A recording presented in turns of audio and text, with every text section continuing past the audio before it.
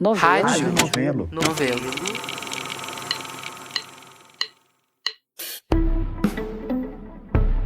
No episódio de hoje do Fio da Meada, eu quis mergulhar num assunto complexo e que de tempos em tempos vira notícia e deixa muita gente sem saber o que pensar, que é o assédio sexual.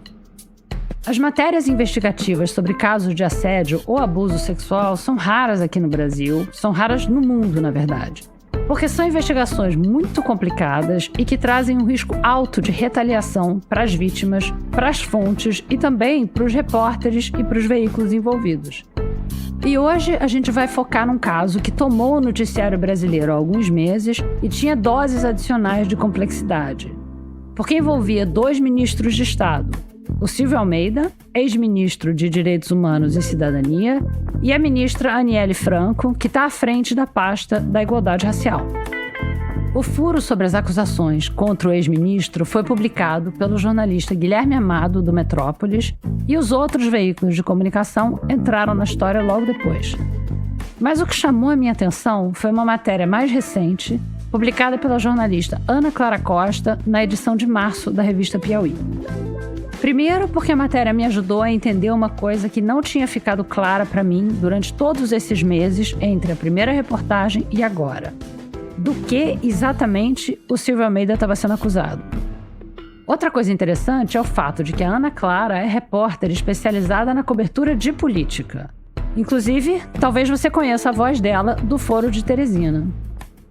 Nessa primeira parte da conversa, ela conta do processo de apuração da reportagem e também fala sobre o que está por trás do silêncio das vítimas e dos envolvidos, não só nesse caso, mas em casos de assédio em geral.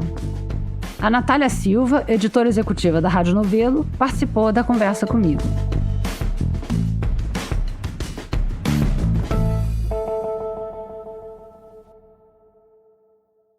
Bom, para começar, Ana, parabéns pela matéria.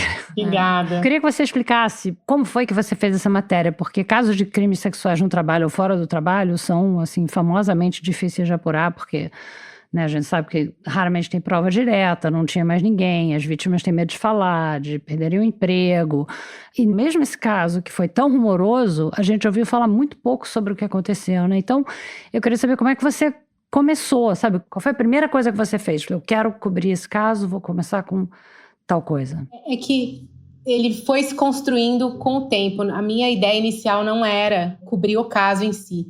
Eu estava fazendo uma apuração sobre as mulheres no governo. Já fazia meses.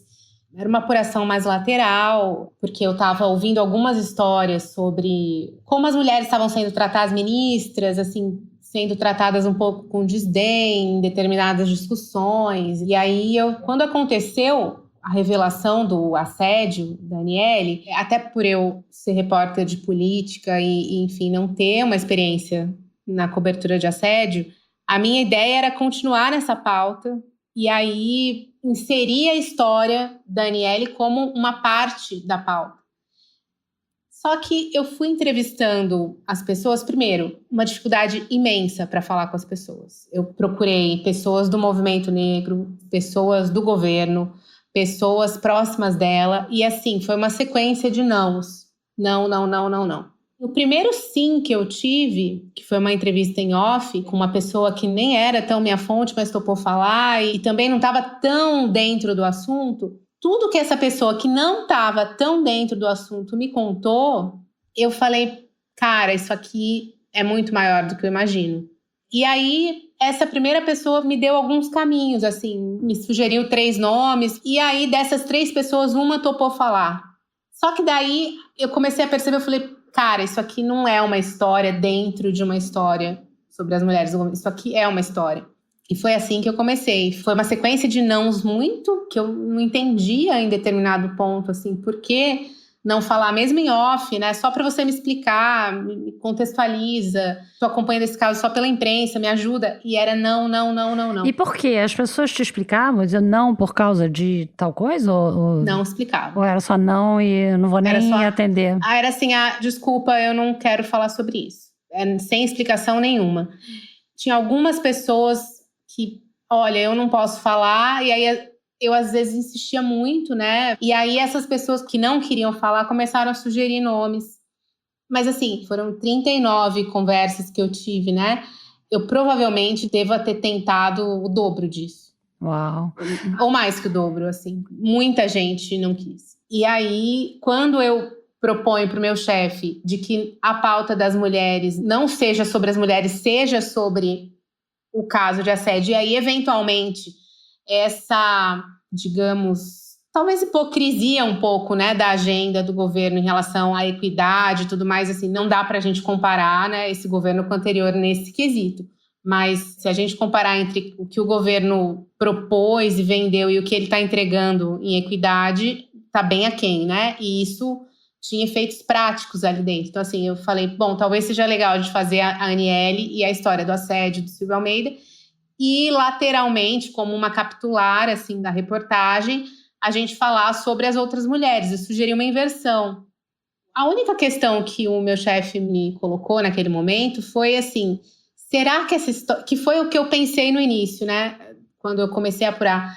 Será que essa história já não está contada? Assim, a gente já sabe o que foi, né? Foi revelado pelo Metrópolis. Depois, sei lá, a Folha também deu. Assim, tem o que dizer? Foi a pergunta que ele me fez. E eu, como já tinha feito essas entrevistas, assim, poucas entrevistas, e estava com essa dificuldade imensa, eu falei assim, eu acho que vale, porque assim, tá muito estranho isso. De ninguém querer falar, e assim, pessoas que em tese não estão comprometidas com isso, assim, não se colocariam, não se vulnerabilizariam. Eu tô falando assim, quando eu procurei essas pessoas, eu não tô falando de vítima, tá? Eu não comecei pelas vítimas, assim, a procura das vítimas foi uma etapa mais pra frente. Então eram pessoas que não estavam nem muito envolvidas, assim. E eu expliquei isso pra ele, eu falei, eu acho que tem muita coisa aí, porque a partir do momento que ninguém quer contar, eu não sei exatamente o que aconteceu. Porque eu tô lendo na imprensa, beleza, eu sei que houve uma denúncia, eu sei que há uma acusação, eu sei que houve episódios, mas esses episódios não estão detalhados, a gente não sabe quando eles aconteceram, em que contexto, a gente não sabe, ela nunca falou. E aí que eu fui me dar conta disso, ela não tinha falado, ela foi dar a primeira entrevista sobre o caso para a Veja um mês depois que a notícia foi publicada. E nessa entrevista que ela dá para a Veja, ela não conta nada, ela não diz nada, ela não fala o que aconteceu, ela só diz aconteceu alguma coisa. Só isso. Isso é muito legal na tua matéria, porque a gente entende o que aconteceu, mas mais do que entender exatamente o que aconteceu, o que ela acusa ele de ter feito, é entender o processo de como isso se desenrolou dentro do governo, né? Assim, e me parece um processo muito típico de casos de crimes sexuais. Você tem um caso, todo mundo sabe, mas ninguém fala do assunto, é um segredo de polichinelo. As pessoas, tanto as outras vítimas não querem falar, ela não quer falar. Tem gente que desconfia, né, que fica dizendo, não, será que realmente foi isso? Será que não foi uma paquera? Enfim, como se ela fosse denunciar uma paquera, né? E você inclui isso na tua matéria. Então, me parece assim um caso que vai batendo em todos os pontos que você vê de uma matéria sobre um crime sexual. É bem característico. E você falou que essas pessoas todas que se recusaram a falar com você, ou que falaram em off, ou falaram anonimamente no fim das contas, não são vítimas, né? São pessoas que ou testemunharam ou sabiam do caso e tal. Mas você tentou falar com as outras mulheres também, que também estão acusando? Tentei. Tentou? Tentei falar com as mulheres, mas o que aconteceu... E isso está bem claro na entrevista que eu fiz com a Marina Ganzaroli do Me Too, é que depois que o assédio foi revelado pelo Metrópolis, houve uma ofensiva tão grande contra o Me Too, contra a Aniele, que as mulheres que estavam ali no início se mobilizando, se desmobilizaram. De medo, ficaram com medo. E passaram a ter medo. A própria Isabel, professora Isabel, que eu entrevisto em ON para a minha matéria... Explica quem é ela e o que é. O Me Too é uma ONG, né? O Me Too é uma ONG que recebeu denúncias de assédio do Silvio Almeida ao longo do governo e eles, na verdade, confirmaram a publicação do episódio da Aniele só se viabilizou porque o Me Too confirmou para o jornalista do Metrópolis, o Guilherme Amado, que eles tinham recebido essas denúncias no caso, né? Então, e essa ONG é uma ONG que dá assistência psicológica para vítimas de assédio, de abuso. A função dela é meramente de acompanhamento, assim, ela não te leva para a polícia, ela não tem uma conexão com o Ministério Público, nem nada do gênero. Você busca auxílio ali quando todos os outros auxílios que você poderia ter, você não tem mais. Então, tem uma questão de atendimento psicológico, é basicamente isso.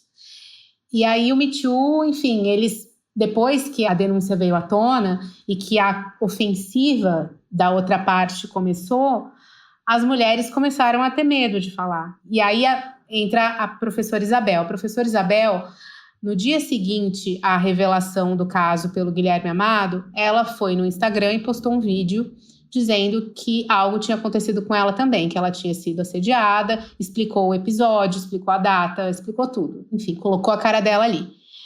E ela chegou a dar uma entrevista depois disso para o Fantástico, ela chegou a falar com o próprio Metrópolis, só que depois dessa contraofensiva ela se calou, ela não queria mais falar. Então ela própria, que já tinha se exposto a esse ponto, foi muito difícil de convencer ela a falar comigo. Não foi fácil. Justamente porque as vítimas estavam se sentindo pressionadas. Esse ponto das vítimas terem silenciado, e principalmente da Aniele não ter falado nada, foi uma coisa que as pessoas que desconfiavam do que tinha acontecido usaram para acusá-la, né? Então, por que não vem a público? Por que não fala? E aí eu acho que com a sua matéria a gente entende muito que não é só as vítimas que não querem falar. É toda uma rede de pessoas que não consegue tocar no assunto por diversos motivos. E para as vítimas isso ainda é mais exacerbado, né? Porque elas com certeza sabiam o que ia acontecer depois que elas falassem, né? Esses casos a gente opera um pouco por exemplo, né? Você vê o que aconteceu com os outros e antes de você abrir a boca, você pondera o que vai acontecer com você. E é o lado mais fraco, se você pensar numa ministra, né? Se a ministra, que tem todo um aparato à disposição dela, se sente intimidada em falar publicamente sobre essa história, você imagina uma aluna, uma professora, uma pessoa que não tem um bom advogado, porque se a gente olhar o histórico dos casos de assédio, esses casos mais rumorosos e que vieram para a imprensa e tudo mais, o que está acontecendo, e eu acho que o caso do Márcio Smelling é talvez o principal exemplo, é que eles estão indo atrás das vítimas, né, processando as vítimas, questionando as vítimas e tal. Então é uma coisa que você precisa ter um advogado. Se você vai entrar com isso e ir em frente com isso, você precisa estar bem amparada juridicamente. E essas mulheres não têm essa estrutura. Não tem a estrutura financeira, a estrutura psicológica, não tem amparo. Então, é muito difícil, assim, quando você olha, assim, prós e contras, vou continuar com isso, vou em frente com isso, os contras acabam pesando demais. Isso é uma outra coisa típica desse tipo de apuração, né? Em que as vítimas ficam com medo de falar e você, como repórter, você não tem como oferecer nada para elas. Você não pode dizer, olha, eu tenho um departamento jurídico aqui que vai te proteger. Não, você não pode, como repórter. Mesmo que você tivesse um departamento jurídico, você não pode fazer isso. Eticamente, você não poderia fazer isso. Não tem nada a ver com isso, né? Então, o que você tentou dizer para elas, para tentar convencê-las a falar com você? Como você começa uma conversa dessa, liga, diz, oi, eu sou Ana Clara Costa, da revista Piauí. Eu acho que a garantia do off... acho que tem 2 pontos. O primeiro você tem que ser muito honesto. Tipo, não estou fazendo isso para te prejudicar, em nenhum momento a sua história vai ser exposta. Enfim, meu interesse é meramente contar o que aconteceu e contar com a maior precisão possível, porque qualquer imprecisão na matéria pode gerar um contra-ataque, né? Uma pessoa olhar aquilo que está impreciso e falar que toda a matéria está em risco porque tem uma informação que não está correta. Então, assim, eu preciso muito que você me ajude nisso. O seu sigilo da fonte é a base do meu trabalho. Sem isso, eu não consigo trabalhar, né? Então, assim, é o que eu mais prezo. Que é verdade, assim, no fim é isso. Eu entendo, assim, eu acho que essa questão que eu passei a entender, né? Porque como eu não tinha feito essa cobertura ainda, eu passei a entender que é uma coisa difícil de remexer. Então, eu também não quero ficar com isso para mim, de ficar pressionando alguém que não quer falar, eu não quero carregar isso, sabe? De que uma pessoa se sinta agredida pela minha insistência. Não quero. Então, assim, eu tentei tudo que eu pude, enfim, inclusive pessoas que A grande maioria não quis falar, na verdade, né? Assim, inclusive pessoas que tinham decidido já não prestar depoimento, que tinham decidido que não iam falar de jeito nenhum, assim, que não tinham nem ido no Me Too. E aí eu, enfim, tinha interposto as pessoas que estavam em contato com essas pessoas, que eu insisti, você pode, por favor, então, se você não pode me passar o contato dela porque ela não quer nem ser abordada, porque ela não quer de jeito nenhum que isso saia, porque ela quer esquecer isso, você pode, por favor, então, passar esse recado para ela. E eu escrevia o recado, escrevia meus contatos e tal. Então, foi um processo muito duro, assim, dessa conversa com as vítimas, assim. Foi bem complicado. Você faz outras matérias investigativas, né? Essa foi muito diferente, então? Você nunca tinha feito matéria de crime sexual, mas é parecido com outras investigações em que as pessoas também não querem falar? Em tese, sim, né? Porque você tá ali querendo saber uma história que poucas pessoas estão a fim de contar. Mas eu acho que o meu espanto foi diferente nesse caso. Porque eu imaginava que as pessoas, pelo menos em off, elas quisessem falar, assim, fosse ser mais fácil. Porque quando você faz uma matéria de política, um empresarial, assim, você tem que pesar os interesses, né, de cada lado e ver qual o interesse que aquele cara vai ter de falar com você, o que ele vai ganhar com isso. Você propõe o off e o que ele vai ganhar com esse off. Você tem que ficar fazendo vários cálculos em cima de cada entrevista que você pede ao longo do processo. Nesse caso, eu não entendia por que não falar. Porque, olha, não é uma história sua, você ouviu, você participou de uma certa forma, qual o problema? E aí que eu fui entendendo, principalmente nessa parte da matéria que fala dessa divisão no movimento negro, de como essa questão é dolorida para o movimento, porque ela expõe uma ferida imensa, né? Você ter duas pessoas ali que tinham funções diferentes dentro de todo o sistema, né? A Aniele era uma pessoa mais ligada à militância, ele não era tão ligado à militância, mas ele era um nome intelectual importante. Então, você enfraquece muito o movimento quando você tem uma situação como essa, né? Você fragiliza a luta.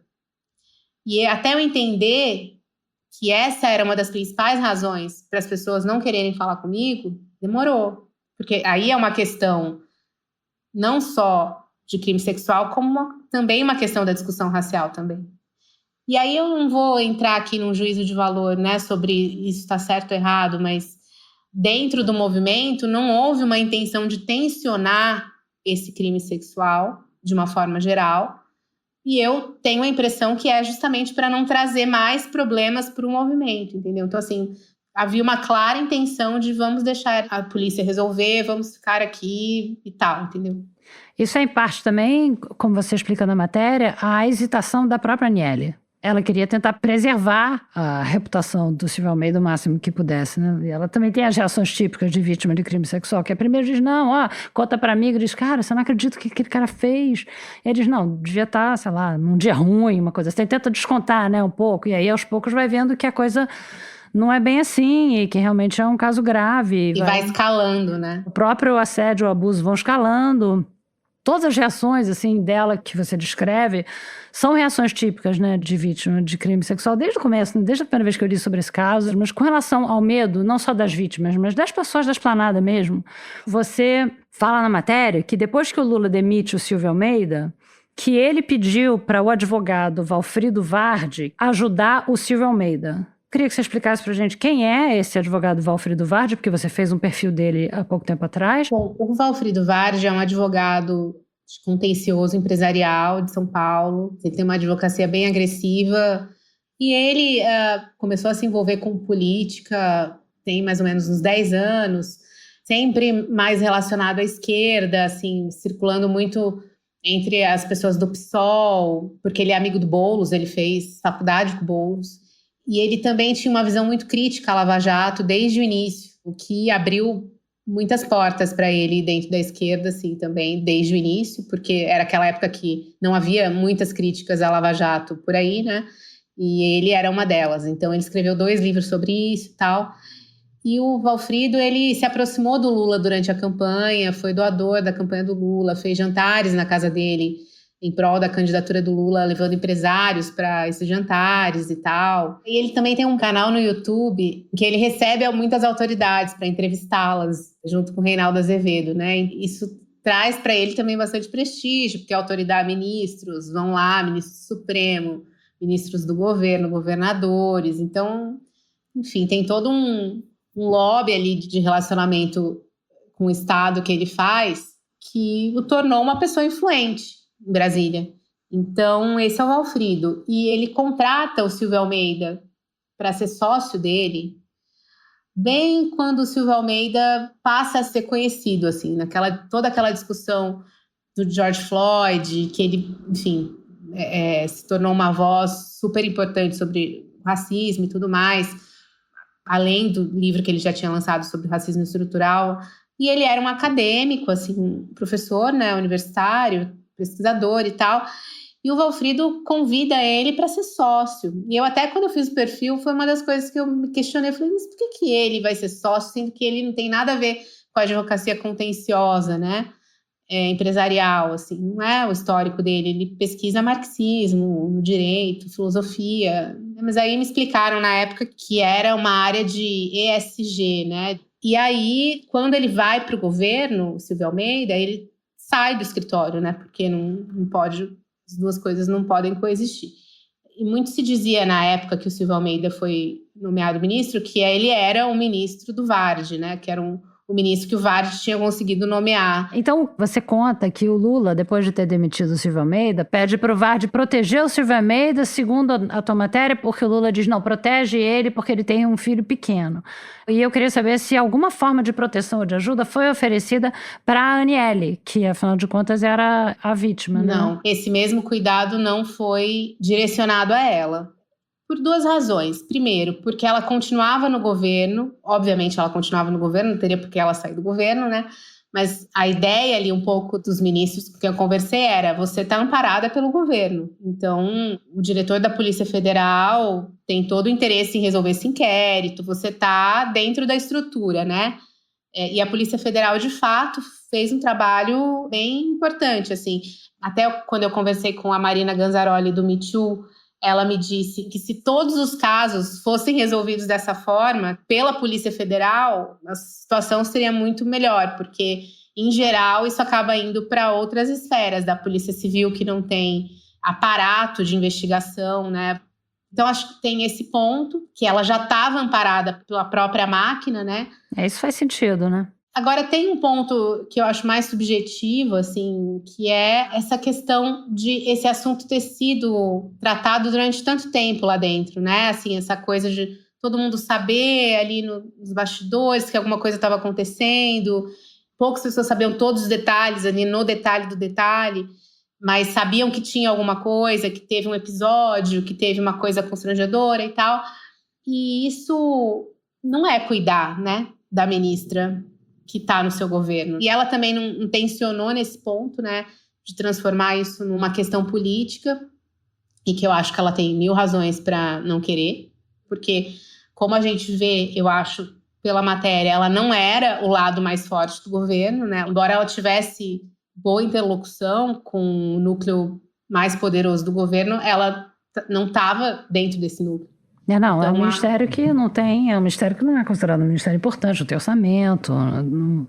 E estava subordinado também, né, ao ministério que era comandado pelo Silvio Almeida. Né? Questões orçamentárias precisavam passar pela pasta dele. Então, querendo ou não, tinha uma relação também de poder entre eles dois. Muito, né? De hierarquia de poder. Na questão orçamentária e na questão do debate racial. Em que ele era uma referência e acabava voltando muito o trabalho dele no Ministério para o debate racial, porque era a área que ele estava mais confortável, e isso acabava esbarrando na área dela. Porque a área dele é direitos humanos, né? Que entra a questão racial também, mas tem uma série de outras questões, né? Isso que você falou, mesmo assim, ela tendo o apoio da Polícia Federal e a investigação sendo feita, e o Lula tendo demitido o Almeida... Eu não sei se essa é a impressão, porque ela não falou diretamente com você, mas você conversou com amigas próximas dela, né? A impressão que eu tive acompanhando esse caso ao longo dos meses é que ela ficou muito sozinha. Meio largada à própria sorte, assim, né? Sim, e eu acho que a gente vê isso até pela própria decisão dela de não se manifestar, né? E aí, conversando com a defesa dele fala: a gente não tem como se posicionar porque a vítima não está falando o que aconteceu. A gente só está sabendo pela imprensa. Mas ela não falou nem para a polícia? Não, falou, mas o depoimento dela ficou em sigilo. Eles não tinham acesso ao que ela tinha falado. Entendi. Que é uma coisa importante também, as vítimas terem os seus depoimentos mantidos em sigilo, até por uma questão de segurança da própria vítima, né? Nesses casos de crimes sexuais. Então isso ainda ajudou essa postura dela de ficar em silêncio, que é compreensível, né? Ajudou com que também a defesa não precisasse, ou ele, né, no caso, não precisasse dar explicações. Ele podia simplesmente dizer: eu não fiz, isso é uma invenção, fui alvo de um ataque, isso foi uma briga política e querem meu cargo e tal. E aí ele ficou sozinho, na verdade, ali também, dentro da narrativa, né? Falando o que ele queria. E aí eu acho que vale dizer, né, que ele se manifestou muito no pós, né? E depois ele parou e só voltou a se manifestar agora, recentemente, inclusive às vésperas da publicação da matéria da Piauí. Porque ele sabia que a matéria estava sendo feita porque você procurou ele, né? E a defesa dele e tudo, né? A vítima fica numa posição muito complicada, né? Porque também você imagina, né? Eu não sei vocês, mas eu já fui vítima de assédio mais de uma vez na minha vida. Provavelmente todas nós já fomos. Não é uma coisa que você queira contar. A gente tem dificuldade de contar para companheiras e amigas e terapeuta. Imagina contar no Fantástico. É horrível, né? Porque ao mesmo tempo você vai contar para se defender, para as pessoas saberem, olha, foi isso que aconteceu. Você descreve cenas que aconteceram na frente de pessoas importantes do governo, que viram as coisas acontecerem. Então é uma maneira de você se defender. Mas ao mesmo tempo, no nível mais pessoal, mais íntimo, é um horror, né? Eu não sei se os homens que não assediam conseguem entender o que é a sensação de você ser assediado, o medo que causa o trauma e o horror que é você ter que contar.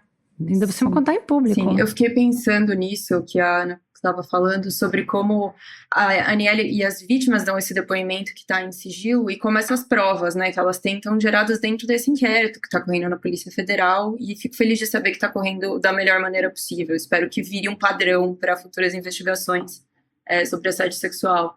Mas é um tipo de crime que não tem prova material, né? Que é normalmente o que a gente pede quando você tem algum tipo de denúncia. Eu quero a prova material, cadê? Onde aconteceu, tem vídeo e tal. Esses crimes não têm prova material, na maior parte das vezes.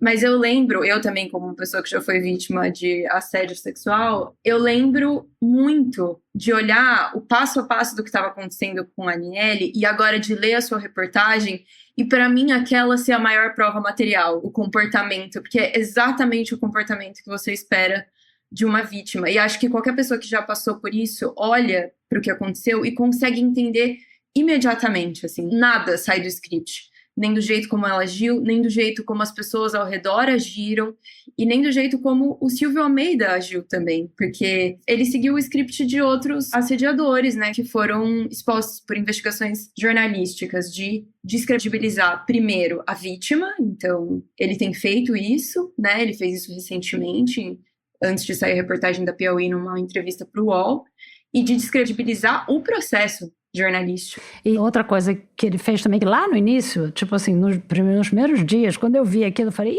isso realmente aconteceu, tá na cara, que é mostrar a mensagem de WhatsApp entre os dois. Depois, como se o fato dele ter assediado ela faria com que ela nunca mais falasse com ele, nem cruzasse com ele no corredor, porque inclusive eles trabalham juntos.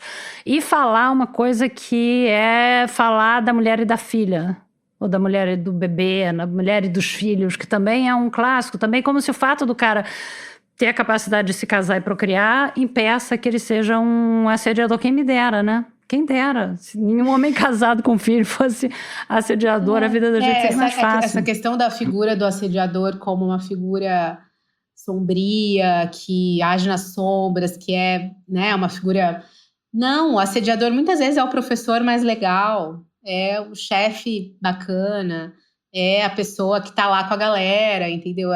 Ela não é necessariamente aquela figura do mal, né? Que você olha e fala, nossa, que medo. Não, geralmente costuma ser o contrário. Costuma ser a pessoa justamente que tem mais acesso, né, às mulheres e tudo mais. Mas essa questão das provas materiais, o depoimento da mulher tem muito peso, né? Em crimes sexuais, justamente porque o crime dificilmente é filmado, né? Ninguém tira foto ou grava e etc. É muito difícil. Mas tem uma coisa que a polícia tem hoje, dentro desses depoimentos, que são conversas dessas mulheres com outras pessoas, né? Então e aí falo de uma forma genérica, né? De um assédio, né? O cara te assediou e você conta isso para tua amiga no WhatsApp. Isso é uma prova. Então, assim, essa corroboração com testemunhas que ouviram diferentes partes da história em diferentes momentos, isso é super importante para a investigação, porque é o que mostra que a vítima não está ali querendo inventar nada, que ela passou por um processo até de racionalização do que aconteceu, de compreensão do que aconteceu, porque fica claro na matéria que ela inicialmente não achava que era assédio. E ninguém está dizendo aqui que essas pessoas não têm direito à ampla defesa. O Silvio Almeida vai ter, né? Ele está tendo acesso a advogados, ele foi ouvido no processo. Não é disso que se trata, mas é um crime de outra natureza. Então, que bom que a gente tenha se adaptado para que esses crimes, né, sejam investigados também. Para mim é difícil entender quem acha que uma mulher inventaria isso, que a maioria das mulheres inventaria isso. Para passar por isso. Exato. Para passar pelo que a Aniele está passando, assim, e todas nós sabemos que é isso que vai acontecer. Então, assim, o medo das vítimas é perfeitamente compreensível, perfeitamente compreensível. Eu, na situação delas, vendo o que aconteceu com a Aniele, o isolamento em que ela ficou, a vergonha, né? Porque é aquela coisa que a gente é que fica com vergonha. Porque você pensa, pô, será que fui eu fiz alguma coisa, eu usei uma saia curta, eu sentei do lado dele, eu não devia ter entrado nesse elevador, e que, sabe, ou eu bebi demais, ou sei lá o quê. É perfeitamente compreensível, ainda num caso contra, né, um homem conhecido, com apoio de advogados importantes. Houve uma contraofensiva ali no intuito de descredibilizar o Me Too como amparo ali dessas vítimas e descredibilizá-la e miná-la de alguma forma, né? Então, pessoas ali ligadas ao Vard, né, que tinham conexões com ele, começaram a agir de forma dispersa ali, em diferentes frentes, prejudicando, seja o Me Too, seja ela. Então, por exemplo, essa carta dos terreiros, né, para dizer que o Ministério não ligava para os terreiros de candomblé e tal, um abaixo-assinado com mais de 80 nomes de terreiros que foi divulgado para a imprensa logo depois do assédio.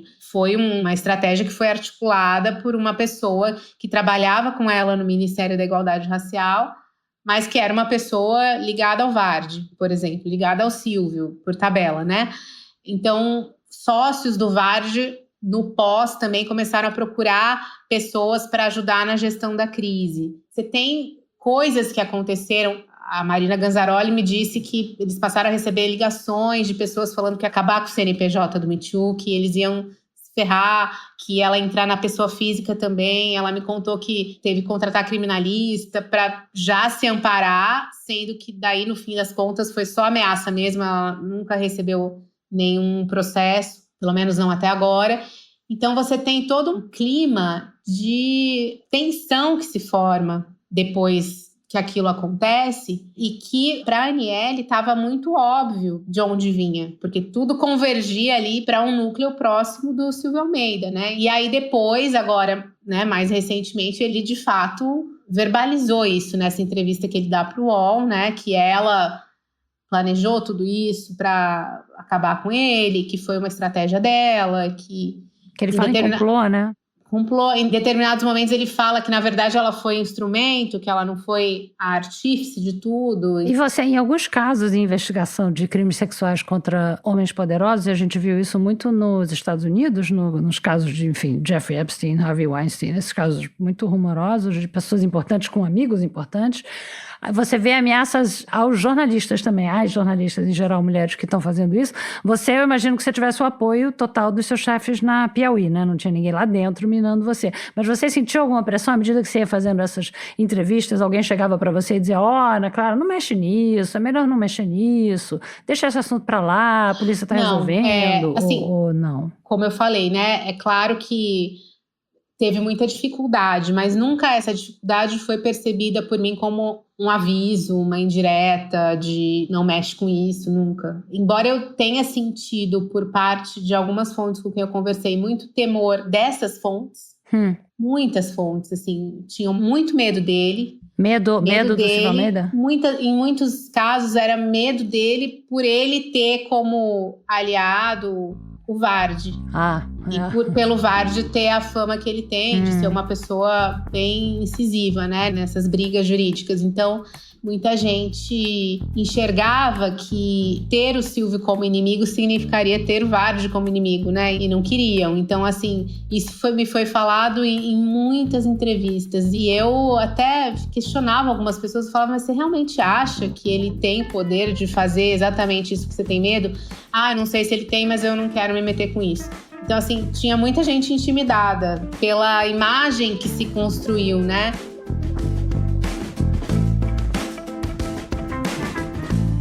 Na segunda parte, a gente conversa com a Ana Clara sobre como o clima do momento, no Brasil e no mundo, não parece propício para esse tipo de investigação. E fala também sobre como se faz a checagem de uma matéria assim. E para falar de checagem, a gente teve o reforço da coordenadora de checagem da revista Piauí, a Marcela Ramos, que você vai ouvir depois da conversa com a Ana Clara. Aqui na Novelo, tudo que a gente publica também passa por checagem, então o assunto nos interessa muito. E acho que vai interessar a você também.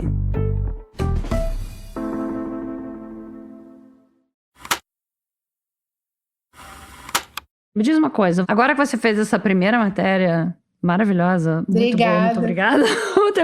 O que eu mandei de link da tua matéria esse fim de semana. Sério? Você não acredita, então muito obrigada. Mas aí eu queria saber se você agora vai se interessar e sair investigando outros casos.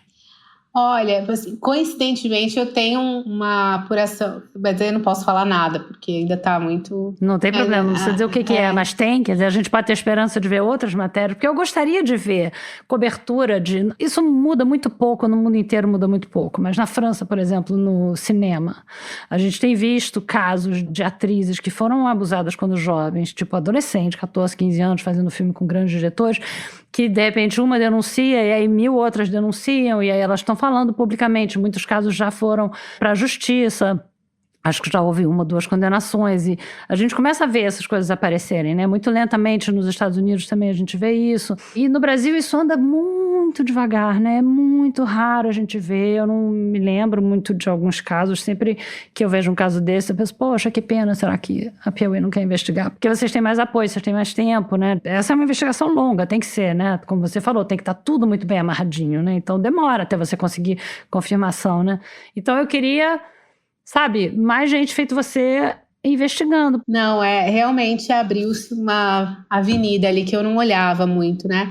Mas assim, eu tenho que ser honesta em relação a isso, assim, eu acho que esse caso também me interessou, talvez tenha sido o interesse inicial, até eu me embrenhar nessa história, esse interesse político, assim, de como a política de um governo progressista tratou desse caso, como que um governo que, em tese, prega contra isso, como que ele agiu quando isso, infelizmente, aconteceu ali dentro, né? Porque eu acho que ele diz muito sobre muitas coisas, né? Inclusive sobre o que precisa melhorar, né? Então, sim, eu até tô com uma história que eu tô atrás, mas que eu tô nessa fase ainda em que as vítimas estão ainda decidindo se vale a pena falar ou não. Mas é isso, né? Assim, tem um momento que a vítima tá interessada, quer, aí depois o interesse passa, no sentido, ela fica com medo. Aí depois ela volta, aí depois passa. Então de certa forma, uma gangorra ali. E tem histórias que você só consegue fazer... essa história foi muito pública, Daniele, né? Mas tem histórias que você só consegue fazer se a vítima falar, não tem como. Ou pelo menos te der acesso ao processo, né? Porque você tem que ter alguma prova de que aquilo aconteceu, né? Não é diferente. Uma coisa, pelo que eu já li sobre isso, e eu já li bastante, sobre cobertura de crimes sexuais, uma coisa que ajuda é você já ter publicado, porque uma coisa que muitas vítimas reclamam, inclusive em denúncias que a gente recebe na novela, é dizer, eu queria saber se vocês têm condições de publicar a minha história, porque eu já falei com fulano, eu já falei com Beltrano, eu falei com esse jornal, eu falei com aquela TV, e me prometeram que iam publicar, e eu contei a minha história inteira, e foi um sofrimento e não saiu nada. Então, o fato de vocês na Piauí já terem publicado matérias importantes como essa tua, eu tenho a esperança de que isso ajude, porque pelo menos a vítima sabe que a matéria vai sair, que ela não está lá se expondo. Obviamente, quando você começa a investigar uma matéria, você começa a apurar, o ofensor vai saber que você está apurando, que você tem que procurar o cara para dar depoimento, você tem que procurar a defesa dele e tal. Então, a pessoa, mesmo a matéria não saindo, a pessoa já está exposta. Agora, se a mulher se expõe e a matéria não sai, é a pior situação possível, né? E a gente vê casos assim, a gente recebe histórias assim na novela, dizendo, eu só vou contar a história para vocês se vocês me prometerem que vai sair, o que te bota numa posição muito complicada, porque você não sabe qual é a história. Exato. Você não apurou, então como é que você vai saber se você vai poder publicar ou não, né? Sim, com certeza.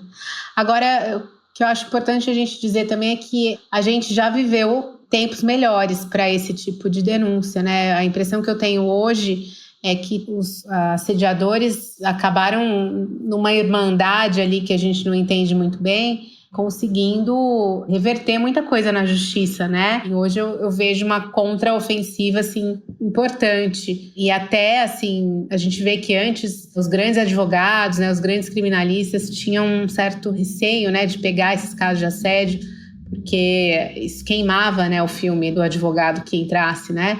E hoje já não mais, assim, você vê hoje criminalistas respeitados defendendo assediadores sem o menor problema.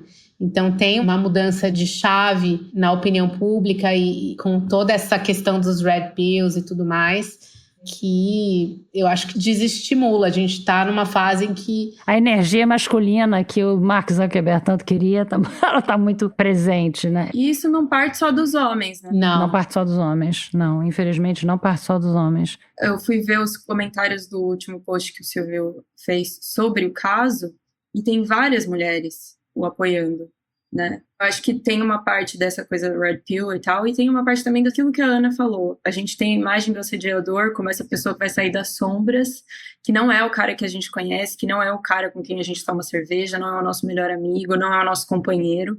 E, infelizmente, muitas vezes é, né? E aí as pessoas ficam numa negação, assim, acho que também vem daí o rebote, né, dessa onda que teve do Me Too, assim, tem um rebote agora das pessoas negando, não, exagero, foi só uma paquera, agora não pode nem mais paquerar. Não é isso. Exatamente. Não, e a matéria da Ana Clara deixa muito claro que não é uma paquera. Eu queria que você explicasse pra gente como faz para checar uma matéria dessas, né, porque eu fico imaginando. Vocês têm uma super coordenadora de checagem, a Marcela Ramos. Eu fico imaginando você contando para a Marcela essa matéria que você vai fazer e diz, olha, é tudo em off, é todo mundo anônimo, ninguém quer falar. Como é que checa? Assim, quais são os critérios para você considerar, olha, isso aqui está confirmado. Essa informação eu posso botar porque está confirmada. Bom, a gente tem uma técnica de checagem lá em que a gente apresenta para a checagem toda a apuração. Então, todas as minhas anotações de tudo. No caso, como são fontes em off, tem esse cuidado, né, de não expor a pessoa, mas é com base nessas anotações que ela, de uma, de duas, de três, de quatro, das 39 fontes, que ela checa ali, vê, bom, isso tá em tal lugar, isso tá em tal lugar, isso aqui eu não tenho certeza. E inclusive foi uma não certeza da nossa checadora que meio que na reta final ali, me ajudou a corrigir uma imprecisão que ia ficar bem complicada ali se tivesse passado. Enfim, que uma das vítimas se confundiu numa informação e ela pegou essa confusão e aí quando eu fui ver realmente tinha que mudar. Então, assim, a checagem é fundamental. Agora, tem um ponto que eu acho que talvez mereça a gente destacar, já que a gente está falando dessa questão da Aniele, né, de como ela se comportou no pós, né, desse comportamento dela ser típico, né, de vítima de assédio e tal. Eu acho que tem um ponto que até eu não consegui desenvolver muito na matéria por falta de espaço, mas que é importante, é que quando o caso é revelado, ela não confirma, né? Ela só vai confirmar depois que ela presta depoimento e tal. E teve uma crítica naquele momento do pessoal do Me Too e tal, de que a imprensa estava pressionando muito as vítimas a falarem. Porque a história estava rolando em Brasília, em São Paulo, assim, tinha redações que estavam atrás dessa história e que sabiam o que estava acontecendo, mas não publicavam porque não conseguiam ninguém falando em on e tal, e a história já estava ali. E aí, em determinado momento, a Marina Ganzaroli, do Me Too, me disse assim, na entrevista que eu fiz com ela, que o tempo das vítimas não tinha sido respeitado, né? E até a Aniele, na entrevista que ela dá para o Fantástico, ela também sugere, né, que houve muita pressão para que ela falasse, para que ela viesse a público falar e tal. E eu sei que muitos jornalistas estavam investigando a história, eu não era uma deles, assim, não estava, né, como eu falei para vocês, eu não estava nem um pouco perto disso. Mas eu fui conversar com o Guilherme Amado, que foi o jornalista que deu furo, né? Estava no Metrópolis naquela época. E o Guilherme Amado fez uma cobertura do caso Márcio Smelling também, em determinado momento, depois da Piauí, mas uma cobertura muito boa do pós, né? E ele falou, olha, eu jamais publico nada sobre isso sem o consentimento das vítimas. Mas o que ele me explicou? Ele falou assim, olha, estava todo mundo atrás dessa história, estava todo mundo sabendo dessa história. Todo mundo assim, né? Não todo mundo, mas assim, um certo núcleo de imprensa ali de Brasília. E ele disse que começou a falar com juristas, com pessoas que falavam para ele o seguinte, que quando a vítima... E aí eu também não estou aqui para julgar, né? Não sei o que é certo ou errado nesse caso. Mas quando a vítima ela tem uma posição pública, um cargo público, ela é uma figura pública por alguma razão, sobretudo não pública necessariamente como celebridade, mas pública na política, né, na gestão, de alguma forma, que como ela tem a possibilidade de mover o sistema, ela tem, de certa forma, e eu não sei se essa palavra é a palavra exata, mas ela tem a responsabilidade de expor o caso para poder fazer o sistema girar. Por não ser uma pessoa vulnerável, uma pessoa, né, comum como nós. Por ser uma pessoa que tem poder de fazer o sistema girar. E que, com base nessa percepção de algumas pessoas que ele ouviu, disso teria partido essa insistência dele maior de conseguir essa confirmação do Me Too para, enfim, publicar do jeito que foi publicado e tal. Que tem essa discussão acontecendo sobre esse tipo de... assim, crimes sexuais em figuras públicas e o poder que isso pode ter como efeito multiplicador, né? Isso é uma pergunta que eu ia te fazer, de justamente a diferença entre interesse privado e interesse público, né? Essa é uma matéria, obviamente, de interesse público que envolve 2 ministros de Estado. Outras matérias, talvez essa linha seja um pouco mais tênue, né? Eu estava ouvindo, enfim, mais uma dessas histórias do Neil Gaiman, do escritor Neil Gaiman, e eu estava ouvindo o pessoal que denunciou da primeira vez, que é um grupo jornalista chamado Tortoise, no Reino Unido, fizeram um podcast há um tempo atrás, demorou para prestarem atenção, mas eu vi uma entrevista de uma das repórteres e ela estava explicando que lá no Reino Unido você tem que provar que tem um interesse público. A pessoa não precisa ser pública, a pessoa não é que a pessoa precisa ser um político, uma celebridade, não, mas você tem que provar que é um interesse público para você se proteger de processos. A própria empresa de mídia precisa se proteger de processos. Nesse caso, é um caso de evidente interesse público, que são 2 políticos. Eu concordo com o Guilherme Amado. Eu acho que nós, cidadãos, eleitores, contribuintes, precisamos saber quem são as pessoas que estão nos governando. Então é diferente. Eu acho que é um caso diferente. Mas essa linha ela é tênue, ela é difícil para a repórter navegar, né? Muito. Eu não sei se no lugar dele eu teria... Mas aí vai muito, acho, de cada um, né? Eu não sei se eu teria... Embora faça todo sentido nesse aspecto, né? De ser uma figura pública e tal. Eu não sei... Porque você... Não basta você ter a convicção, né? Você precisa realmente pressionar, né? E aí eu não sei, acho que vai muito do espírito de cada um. Eu sou uma pessoa mais... Se a pessoa fala não, pra mim, fazer o quê? É isso. Então, eu acho que tem para outros assuntos, talvez eu seja mais incisiva, né? Não aceite muitos não, mas assim, quando envolve um crime sexual... Mas a gente é mulher, né? A gente se coloca no lugar da mulher e aí você não... Você entende, né? A pessoa te diz não, você diz, bom, eu no lugar dessa mulher, eu não estaria nem dizendo não. Já estaria do outro lado da rua correndo, né? É complicado. Por outro lado, realmente, tem que sair, né, gente? Se a gente não contar essas histórias... Exato. Nada vai mudar. Nada muda mesmo a gente contando. Imagina sem contar. Mas olha, obrigada pela tua matéria e obrigada pela entrevista. Imagina. Imagina, gente. Espero que ajude. Ajuda as mulheres do Brasil, essa tua matéria. Sério, de verdade. A pessoa que quer aprender como funciona assédio e abuso sexual, tá aí. A informação tá toda aí. Por isso que eu mandei pra tanta gente, porque eu acho muito educativa mesmo. Pra quem tem preguiça, não tá interessado e não quer saber, então lê aqui, tá aqui. Ai, que bom. Obrigada. Branca, Natália, eu que agradeço vocês terem proposto um programa sobre essa apuração. Agora a gente vai passar para a conversa com a Marcela Ramos, coordenadora de checagem da revista Piauí. Eu queria entender, Marcela, como eu não sou jornalista, eu queria entender como é que funciona o processo de checagem, né? Você é coordenadora de checagem da Piauí, a Piauí faz muita matéria de investigativa, matéria corporativa, matéria de política, matérias de assédio e abuso sexual também, essa não é a primeira. Então eu queria que você explicasse como funciona o processo de checagem. Perfeito. Então, lá na Piauí, todos os textos, eles passam por uma checagem de apuração. Esse processo ele é padrão e ele acontece logo depois que o texto é editado e atinge, digamos assim, a forma ideal para ser publicado.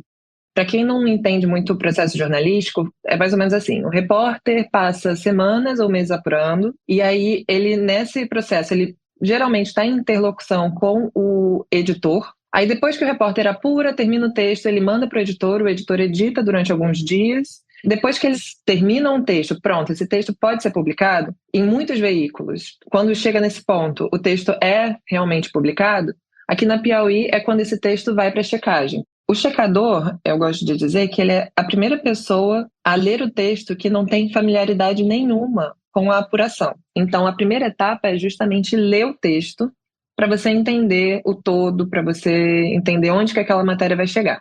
Nesse processo, eu já vou marcando o que eu vou checar.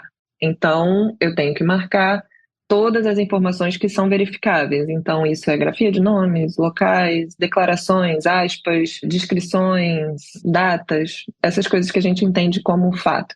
Numa matéria como a da Ana, ficou quase tudo colorido ali, né? É porque eu vou marcando com o marca-texto. Depois que eu tenho esse texto completamente marcado, aí sim eu começo a checagem e aí eu vou checando frase por frase que eu marquei para ver se está tudo certinho. Se eu acho algum problema, eu abro uma caixa de comentário e coloco qual é o problema no trecho onde que vai estar esse problema.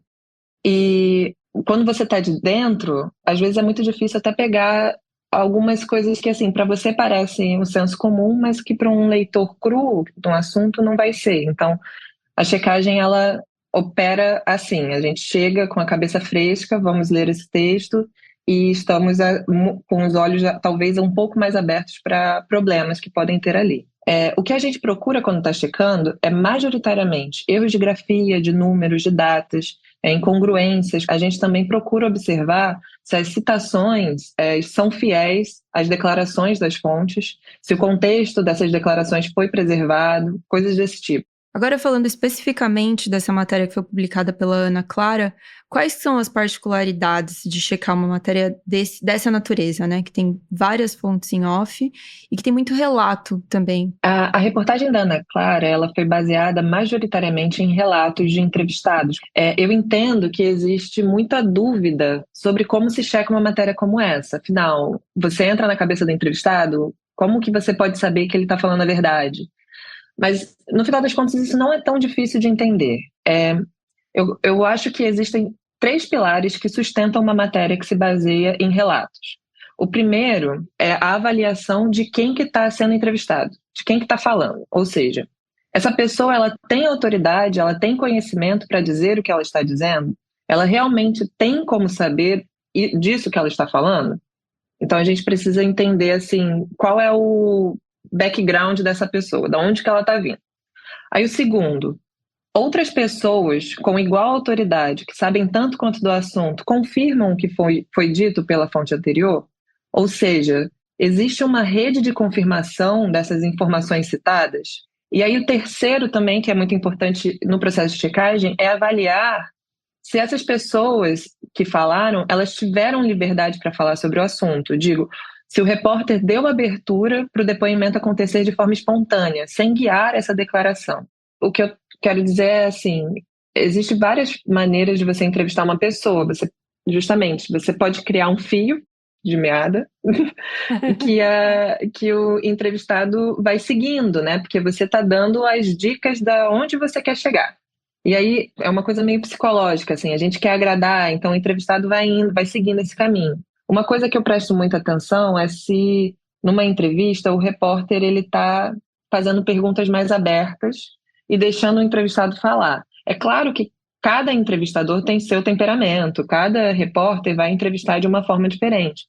Mas se tem uma coisa que eu percebo que o entrevistado só falou sim, meio hesitante, porque o repórter fez uma pergunta muito específica, de um jeito muito direcionado, isso é uma coisa que eu observo e boto como comentário que, olha, talvez não seja interessante a gente bancar essa informação, porque o entrevistado não me parecia muito certo ao afirmar isso, sabe? Isso é uma coisa que a gente tem que prestar atenção sempre. Na matéria do Silvio, ela compartilhou comigo as entrevistas que foram gravadas e anotações que ela fez ao longo dos meses que ela fez essa apuração. A matéria diz que ela falou com 39 pessoas e esse número ele não está ali por acaso, porque ele serve justamente para mostrar que ela ouviu gente o suficiente para conseguir fazer esse cruzamento de informações em que uma entrevista conseguia confirmar a outra. Então, tudo que está na matéria, a gente teve o cuidado de prestar atenção se as informações elas foram confirmadas por pelo menos 2 fontes. Não só as acusações, mas também descrições dos eventos. Uma voz solitária, nesse contexto, ela não é suficiente para sustentar uma publicação de uma matéria como essa. Isso é a base, assim. E aí, assim, das pessoas que não pediram anonimato, eu consegui conferir quem eram essas pessoas, pesquisei sobre os históricos delas, e no caso dos anonimatos, eu perguntava para a Ana, e ela fazia essa interlocução, assim. Isso que é diferente de uma matéria como essa que tem fonte anônima. A checagem, numa matéria que não tem fonte anônima, ela muitas vezes entra em contato direto com a fonte. Eu ligo e falo, oi fulano, tu disse isso, disse isso, disse isso. Já numa matéria como essa, que é delicada e que a fonte pede inclusive o anonimato, a Ana precisa fazer essa interlocução. Não só para não assustar, mas também para resguardar um pedido que é previsto na Constituição. A fonte ela tem direito ao sigilo. Fora isso, ao ouvir as entrevistas, eu não prestava só atenção no que era dito. Assim, uma coisa muito importante é também avaliar a prosódia.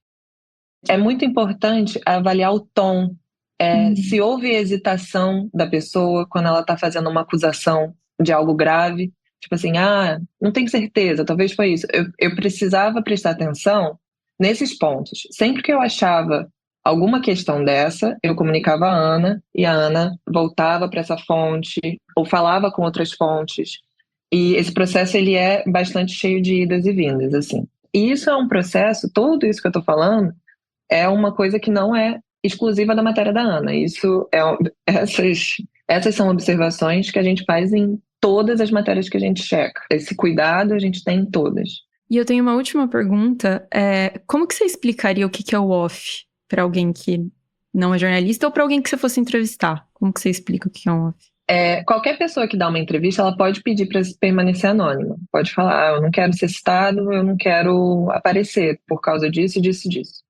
O importante, quando a gente resolve publicar uma fonte em off, é ter certeza da importância daquele relato, mesmo que a pessoa não apareça. Isso é uma coisa que está justamente prevista na Constituição, que é assegurada a publicação de informações de fontes anônimas quando é justificada a importância jornalística daquele relato. Então, a Piauí, quando ela publica um off, é porque isso foi levado em consideração. Assim. Não é qualquer pessoa que vai chegar e vai falar qualquer coisa e você vai publicar. Os repórteres, eles precisam verificar o que é dito em off com outras fontes que podem dar mais contexto, dar mais elaboração. Então, uma fonte em off, ela nunca é uma fonte sozinha, assim, uma voz solitária. Uma fonte em off, ela não é uma fonte que não foi checada. Porque mesmo em on, mesmo quando as pessoas falam em on, tipo, você pode entrevistar o Ciro Nogueira e ele vai te deixar citar que foi ele que te falou. E aí ele vai falar um monte de coisa e você vai botar entre aspas. Quem disse isso foi o Ciro. Mas no processo de checagem, a gente precisa checar também se o que ele está dizendo é verdade, porque às vezes ele pode falar algumas informações sobre o governo, sobre a economia, e essas são informações completamente infundadas. Então, existe tanto a checagem de, tipo, se alguém disse isso mesmo, mas existe também a checagem do que foi dito, né, que é muito importante e é o que assegura a importância da publicação daquele relato.